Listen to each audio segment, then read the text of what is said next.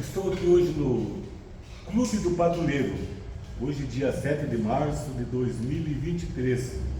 Estou aqui com o inspetor Elis, uma das lendas da PRF, que vai nos falar um pouquinho das suas experiências, do que ele viveu na Polícia Rodoviária, porque eu também sou um pouco antigo, mas com certeza a época que ele viveu foi uma época bem mais difícil do que a minha. Seu Elis, que ano o senhor entrou na PRF e quantos policiais fizeram parte do seu concurso? Olha, nós assinamos o contrato de trabalho. Foi no dia 1º de novembro de 1961.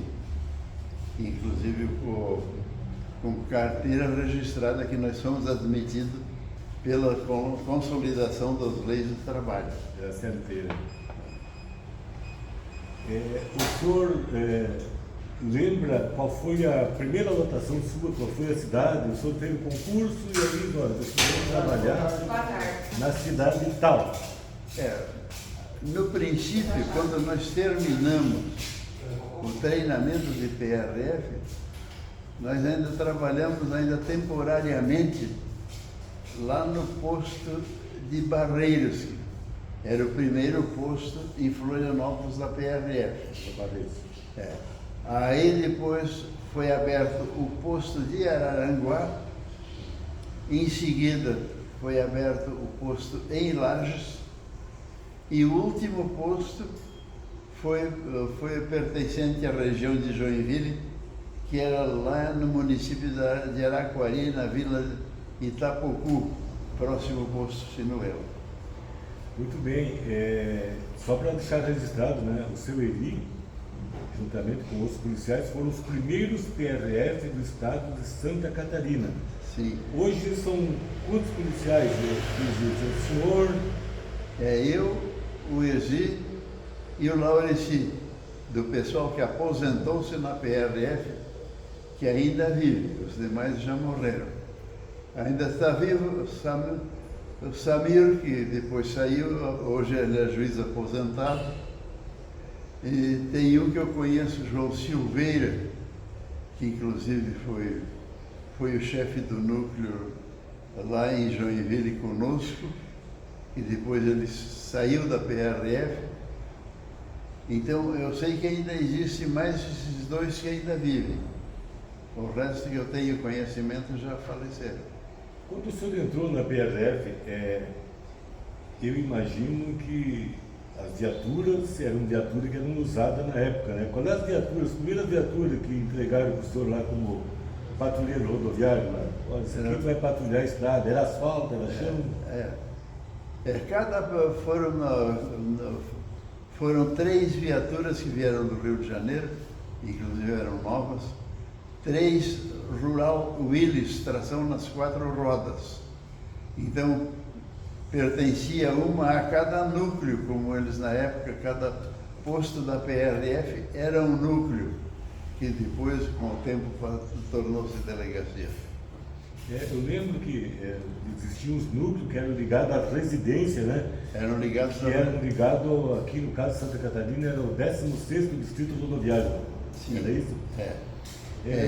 O senhor lembra qual foi a primeira ronda que o senhor fez? Qual é o trecho? Qual é a sensação que o senhor sentiu em botar farda? Era cap na época ou era cap? Era cap. A sensação foi muito grande porque foi o primeiro dia que eu fui trabalhar, inclusive a gente sabia que estava indo trabalhar provisoriamente lá no posto de Barreiros, que a gente seria lotado depois em outra área. Mas foi aquela sensação, uma experiência que a gente...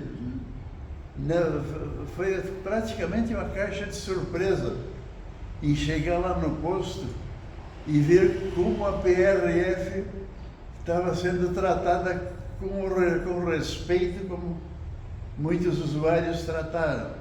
Principalmente aqueles caminhoneiros que viajavam para outros estados, que tinham contato com a PRF em outros estados, nós tínhamos grande respeito para conosco. Já o que não era, com o pessoal local que nunca tinha visto um PRF.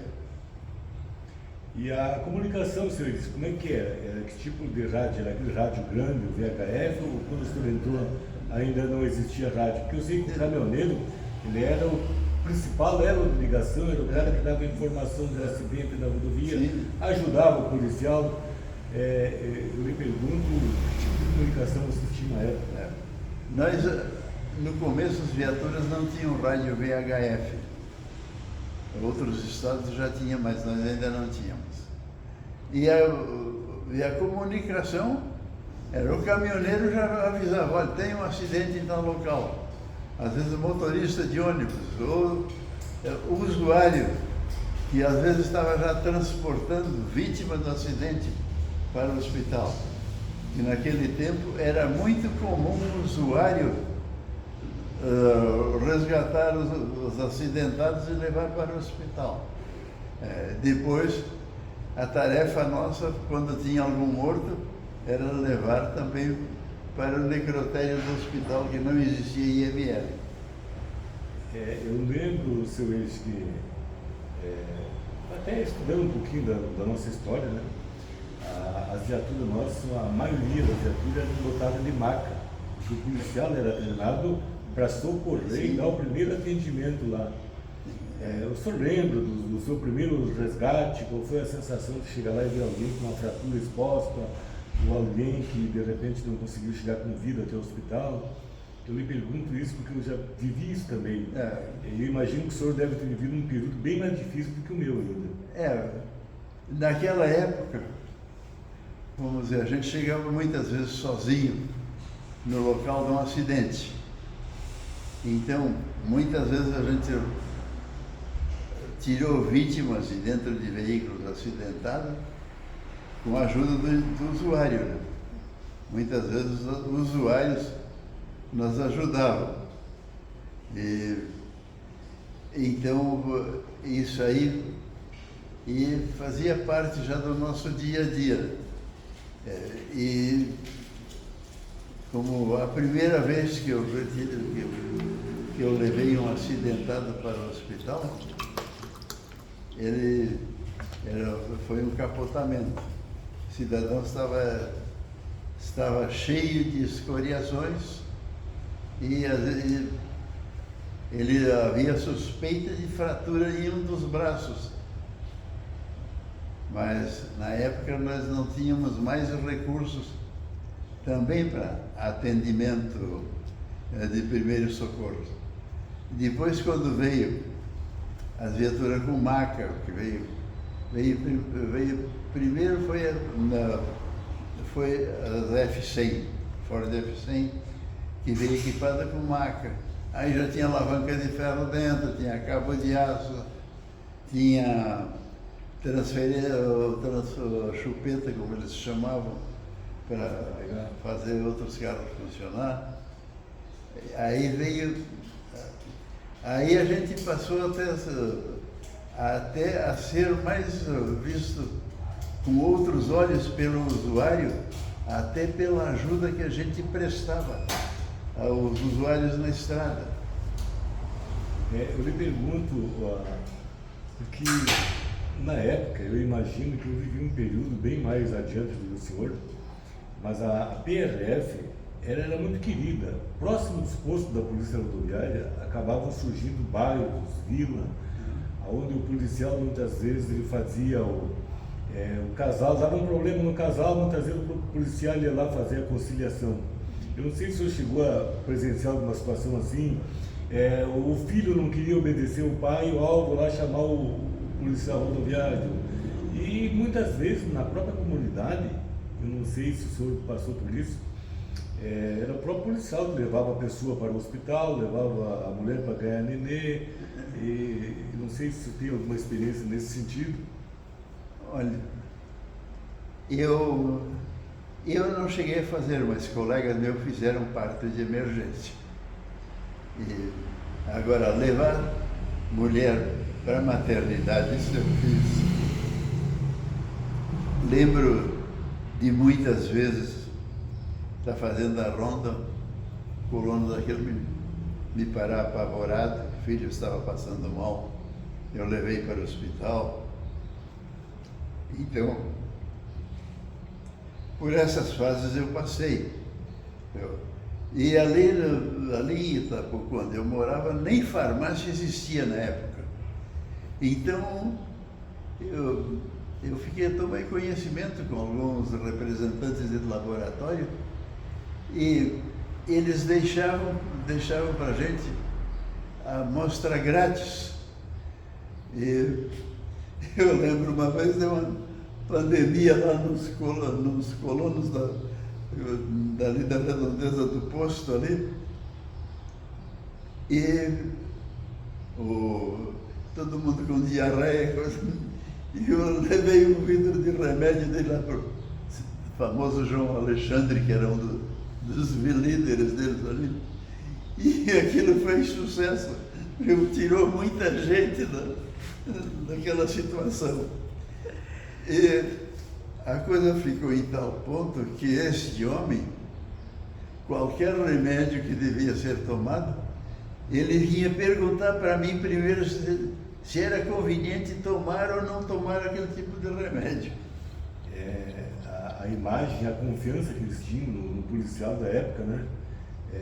Já ouvi história, porque muitas vezes, hoje as coisas mudou 1000%. Mas antigamente só pegava o camarada, botava dentro da sala rural, lá levava no hospital, e muitas vezes tinha que ajudar o médico lá na sala de cirurgia a cortar roupa, muitas vezes até ajudar a lavar porque caía no meio do barro. Então por isso que a polícia rodoviária era uma polícia querida, porque ela fazia um trabalho bem comunitário, né? Sim. E a confiança que o senhor acabou de citar aqui, que eles acabavam tendo mais confiança quase no policial do que no próprio médico. Tanto é que iam lá para tomar o remédio da Bosta Graça, eu lembro desse período, e muitas vezes a gente socorria, né, os moradores mais próximos do posto, que a gente tinha esse remédio na gaveta, sempre tinha alguma coisa lá, basicamente para dor, para algum tipo de enfermidade que era mais comum na época, né? O que o senhor atribui, por exemplo, o carinho que a comunidade tinha com a PRF em face desse tipo de relacionamento que vocês mantinham com a comunidade? Olha, é que para eles era um orgulho ser amigo do PRF, ser conhecido do PRF. Eles nos respeitavam bastante nesse sentido. Hoje, seu Edson, a gente percebe, e eu digo assim, as turmas não muito recentes, mas um problema até de relacionamento que existe entre os colegas. Alguns que não fecham, muitas vezes por ideologia política, outros por outros problemas qualquer. Como é que era o relacionamento dos primeiros policiais de Santa Catarina?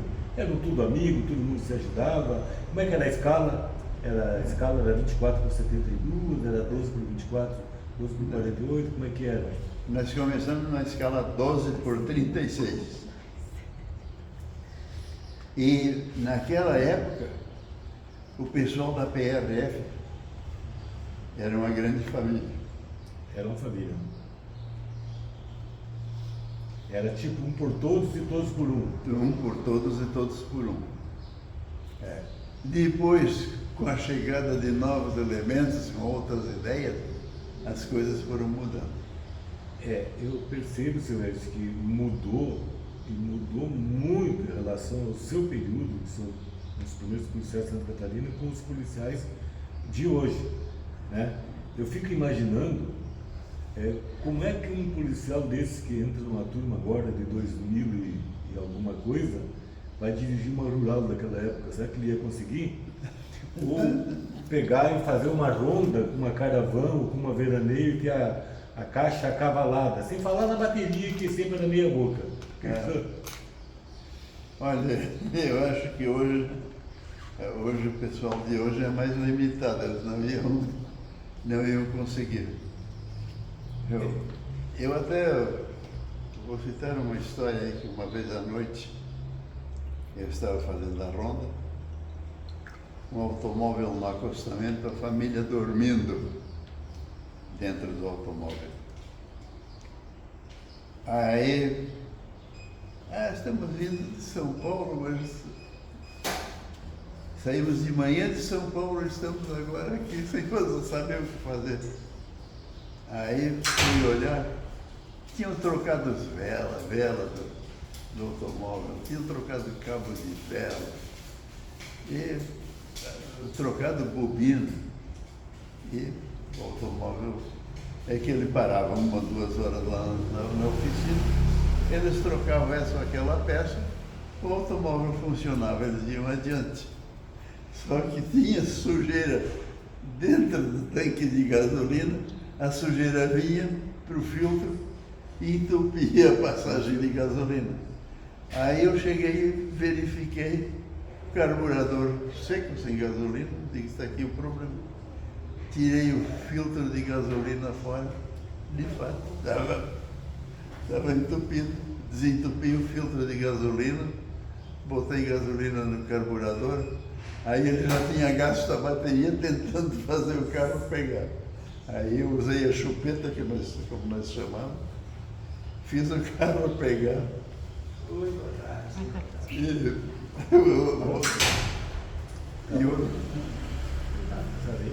E o homem foi embora. Quando eu voltei da ronda, ele estava parado lá no posto, esperando para me agradecer. Quando ele viu saltando a viatura, ele chegou o anjo da guarda. O senhor está falando aqui, está passando um filme na minha cabeça, porque o guarda que não soubesse regular um platinado estava ferrado, porque vivia dando problema com as caravanas, vivia dando problema com a veraneia, então o camarada tinha que saber a posição do platinado. Sim. Sem contar essa do filtro entupir os bichos, muitas vezes tinha que desmontar lá na beira da rodovia. Aí eu fico imaginando um policial desses que entraram agora recentemente, pegar uma situação como essa, como é que ia acabar resolvendo, né? O senhor, do período que o senhor entrou na BRF até a sua aposentadoria, que foi quando a sua aposentadoria? Foi em 96. 96? Uhum. Então você chegou a trabalhar um pouco com a turma de 94, que foi Sim, uma turma que veio para dar uma... Eu ainda trabalhei com a turma de 94. Foi o reforço que nós tivemos.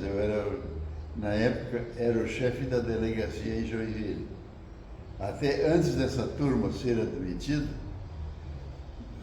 nós tínhamos, porque antes nós éramos vinculados ao DNR, tínhamos passado para o Ministério da Justiça e aí os chefes de delegacia foram levados a Brasília para fazer mais um curso operacional como chefe de delegacia.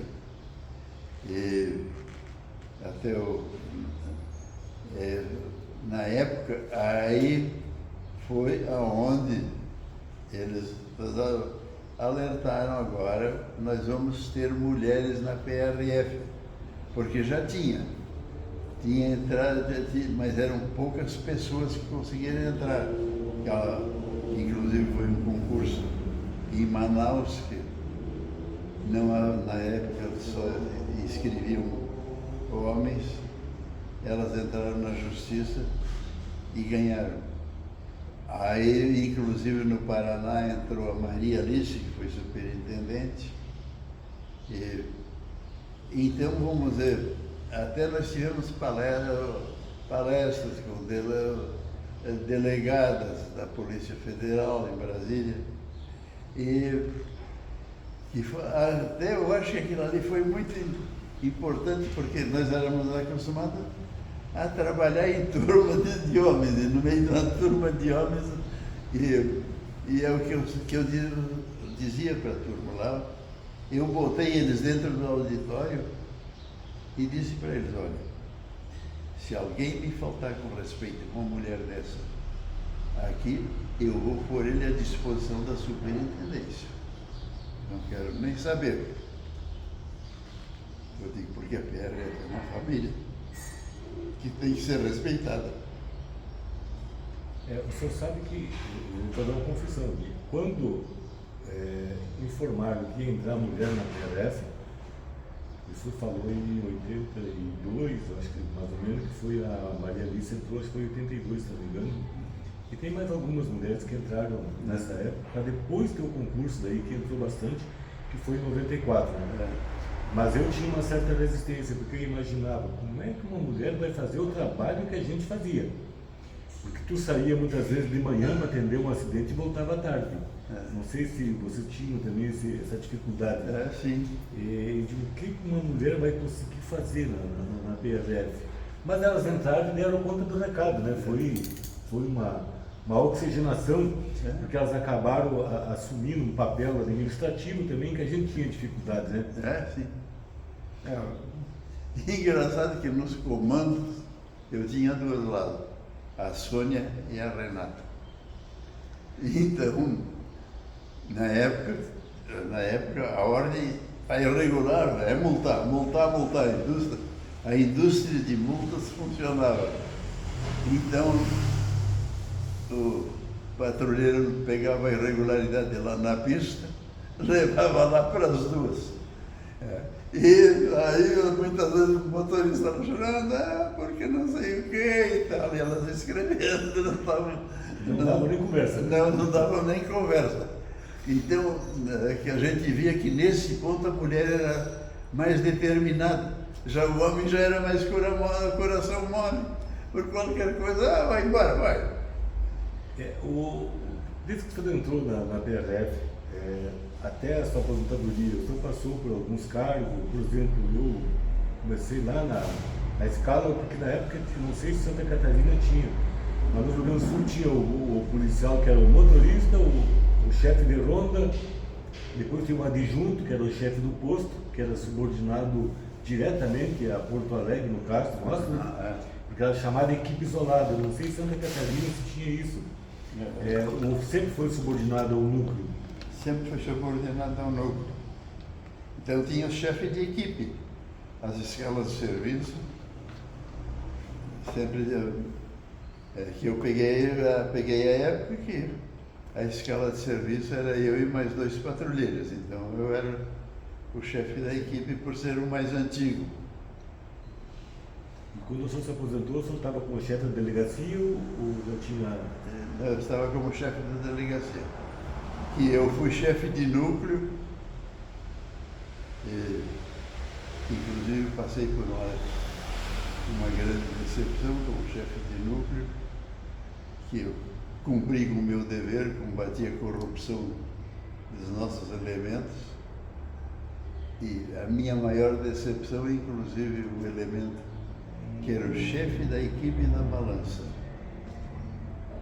Eu cheguei de madrugada eu saía paisano, eu e Hermínio, que era meu substituto, com o carro dele, chegamos no posto de gasolina antes da balança, vários caminhões parados.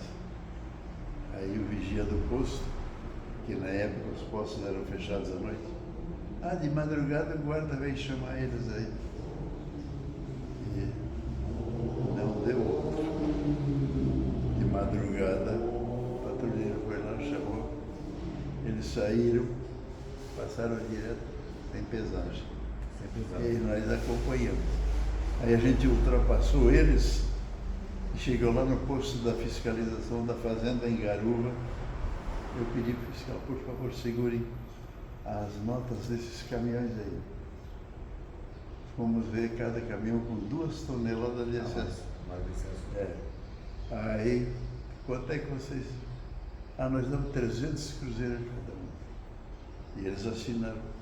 Eu digo, não, então, sentamos numa máquina de escrever lá. Da maquininha. Eles assinaram a declaração. E a minha maior decepção, que o chefe da equipe da balança, os outros foram demitidos. E ele, um primo dele era deputado do PDS, e ele não foi demitido. Tinha dessa situação que o senhor conta.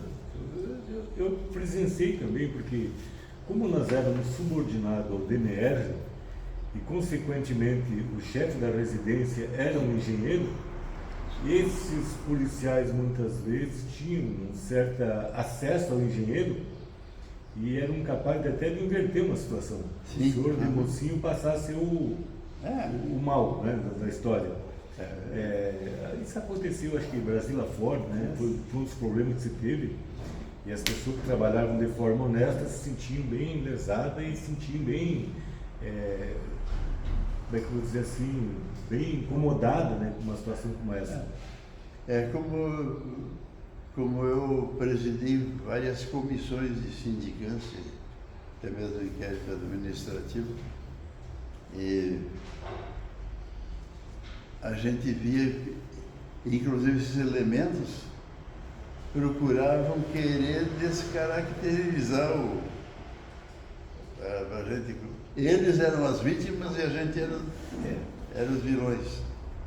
Então, por essas situações eu passei. Inclusive, vamos dizer, teve 3 elementos da minha delegacia, na época era núcleo, saíram do serviço fardado, entraram num boteco lá, tomaram umas e outras, aí saíram embriagados, dali foram lá para uma casa de prostituição e fizeram horrores lá. E inclusive até elementos chegaram lá de carro, eles extorquiram o dinheiro deles. Bem, eu comuniquei em Florianópolis pedindo providências que os homens esses não eram dignos de envergar a nossa farda, que eles estavam sujando o nosso nome. Foi na época que pertencia ao DNR ainda. Aí um deles veio me dizer, porque a gente está indo 3 pais de família para a rua. Eu digo, antes de vocês fazerem isso aí, vocês deveriam se lembrar que são pais de família. Eu digo, a minha família se orgulha de mim. Eu digo, agora eu quero ver que tipo de orgulho a família de vocês vai ter de vocês. Inclusive um deles, que foi lá em casa, inclusive estava com um revólver por dentro da camisa, que foi lá em casa para me matar, mas faltou coragem. São histórias, né, que acontecem na vida das pessoas que querem conduzir um trabalho de forma digna e honesta. Eu particularmente também fiz muito processo. Aqui em Santa Catarina, depois que vim para cá também, trabalhei em processo em Joinville. E muitas vezes a gente não é bem visto. Aqueles que gostam de viver na sombra, porque tem todas as instituições, todas as corporações têm, e na PRF não era diferente. Não era diferente. Isso aí, essa frase, nesse ponto eu dei razão. Até foi o Orlando Rippel, que na época era presidente da Casa do Inspetor. Ele falou um dia, onde existe o homem, existe o mal intencionado. Existe. Isso é verdade. E existe até hoje. O que mudou foi a forma de se praticar coisas erradas. Tanto é que até hoje, a gente acompanha no Diário Oficial, tem policiais aí com 3, 4 anos de polícia na rua. Mas é necessário que haja essa depuração, né, para colocar para fora esses elementos, para não contaminar toda a instituição. O senhor falou em arma aqui e me ocorreu agora uma pergunta para lhe fazer. Quando eu entrei na polícia, a gente tinha um 38 que não era seu, que era repassado entre os colegas, e na maioria das vezes a gente ia para o trecho sem ter bala no tambor. Como é que era na sua época? Nós começamos sem arma. Quem quisesse trabalhar armado tinha que comprar sua própria arma. Inclusive eu lembro que o Osmar Lobo levou uma surra lá no posto de serraria, aí o irmão dele emprestou a arma para ele e trabalhar armado.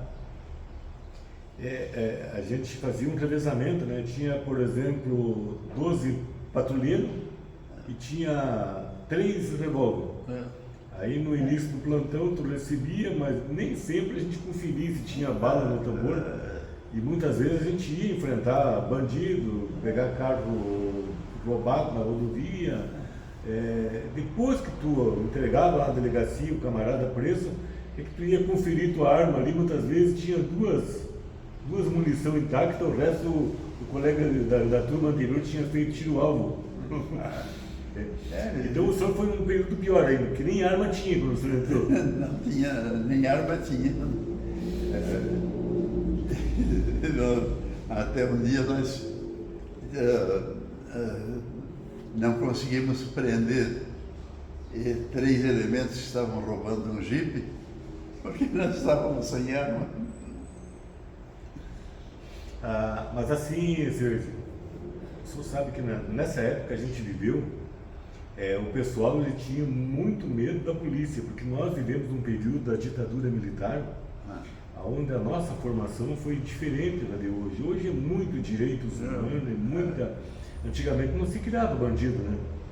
O policial levantava a mão, o cara parava, porque sabia.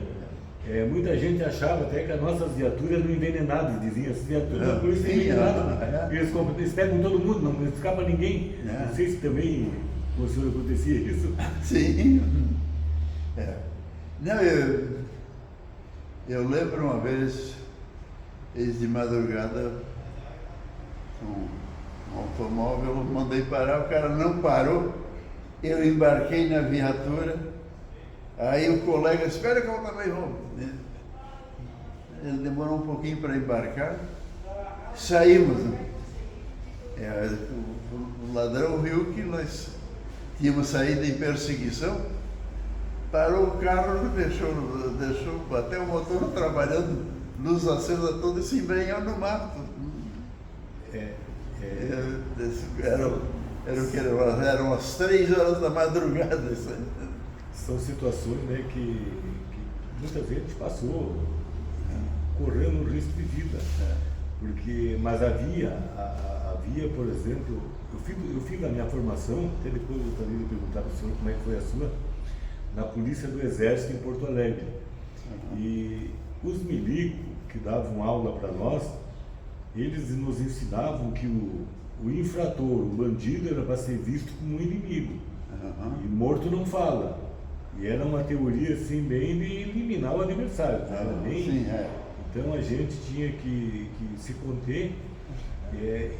E outra coisa, o policial, na minha época, não sei se na sua também, entrava numa região e acabava se aposentando naquela região porque não tinha as transferências que tem hoje. O cara hoje, ele entra na polícia, dali um ano ele já passou por 4, 5 estados. Antigamente era diferente, né? No meu tempo, vamos dizer, se eu quisesse ser transferido para o Paraná, eu tinha que arrumar um colega do Paraná que viesse para fazer a permuta. Então isso aí, vamos dizer, nós tivemos alguns casos assim que muitos, principalmente do Paraná, como eu tive um patrulheiro lá, o Foro Nazário, que hoje ainda ele mora em Joinville, mas ele veio do Paraná para Joinville e casou em Joinville, família dali, ele não saiu mais, dali ele ficou. O senhor sabe, senhores, que em 1987 a Polícia Rodoviária tinha acabado, né? Saiu aquela emenda supressiva que nos eliminava e entregava para as polícias militares as rodovias. Que a gente teve um período bem curto para coletar assinatura. Eu tive o privilégio de fazer parte de uma equipe do Rio Grande do Sul, onde nós trouxemos a Santa Catarina as primeiras emendas.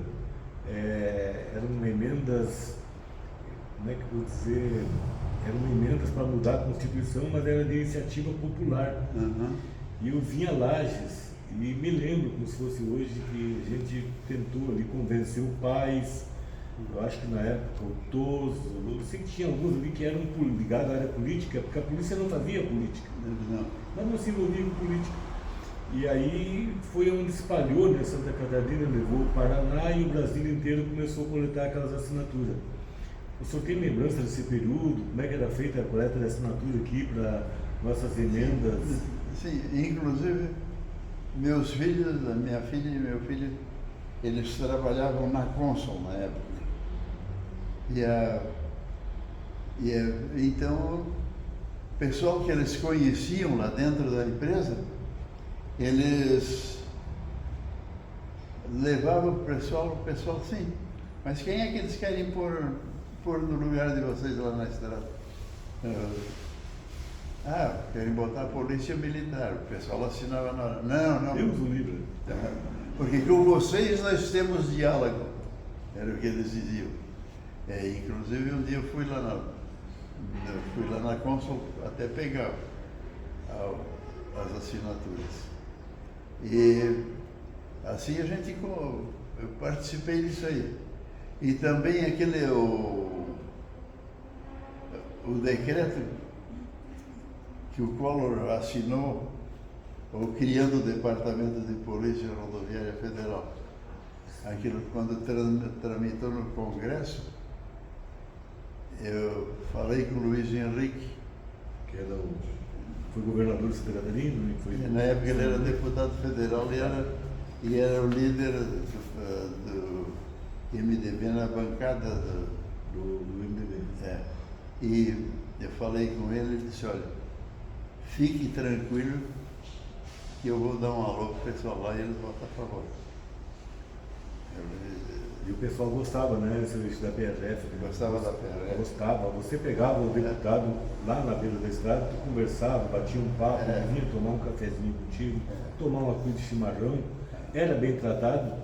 Hoje eu percebo assim que tem colegas que fazem questão de prender o deputado para dizer, eu prendi o político lá, só que não sabe que o efeito contrário vai vir logo depois, lá nas votações nossas lá, né? Eu me lembro dessa votação que o senhor fala lá que foram, na época, 307 votos, tinha 308 deputados, foram 307 votos a nosso favor e uma abstenção.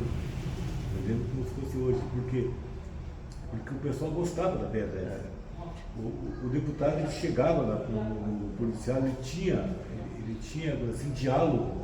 Né? Hoje, se nós, como aposentados, chegamos muitas vezes num posto da polícia e o colega sequer abre a porta para a gente entrar, oferece um cafezinho, água, você imagina uma pessoa que não é PRF. Então, a gente percebia que tinha essa dificuldade. Mas na nossa época, não tinha uma pessoa que não assinasse, né, a nosso favor, porque gostava da Polícia Rodoviária. Tinha problema, como o senhor citou, tinha. Mas eram problemas pequenos, eram problemas que eram assim, ultrapassados pelo que o senhor fazia pela comunidade. O senhor era um líder comunitário, qualquer policial, ele tinha uma liderança na sua cidade, na sua comunidade. Tem pessoas que chegaram a viver 20 anos no mesmo lugar, então tinha esse conhecimento para a população. Né? E nós pegamos uma época que eu considerava isso, o PRF era relações públicas na rodovia. A gente multava um caminhoneiro, o caminhoneiro ainda ficava lá um tempão batendo um papo com a gente. Na hora de ir embora ele apertava a mão da gente e pedia desculpas. Não havia esse atrito que existe hoje, né? Mas a PRF, ela tinha essa característica de ser uma polícia comunitária, né? Voltada para resolver o problema. Muitas vezes, em caso de calamidade pública, o primeiro órgão que funcionava 24 horas era a PRF. Porque muitas vezes a Polícia Militar, principalmente nos municípios do interior, eles trabalhavam no regime de plantão em casa, o delegado muitas vezes na madrugada, tu não achava ele, o policial civil não estava na delegacia.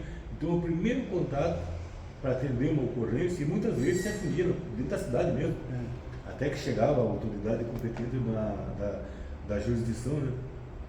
Então eu imagino assim que na sua época deve ter sido uma época bem mais difícil, de ter que enfrentar essa situação, de ir até a ocorrência. Não sei se o senhor chegou alguma vez a atender alguma ocorrência de indo de carona, porque eu peguei esse período de ter que pegar carona para atender você. Isso também foi. Isso também foi de carona, atender ocorrências. Eu acho que não teve, na época, não teve patrulheiro que não fez isso. E muitas vezes ainda ouvi o motorista que estava lhe dando carona fazer uma reclamação de ter sido maltratado por um colega seu. Isso faz parte. Vou dar uma travada aqui.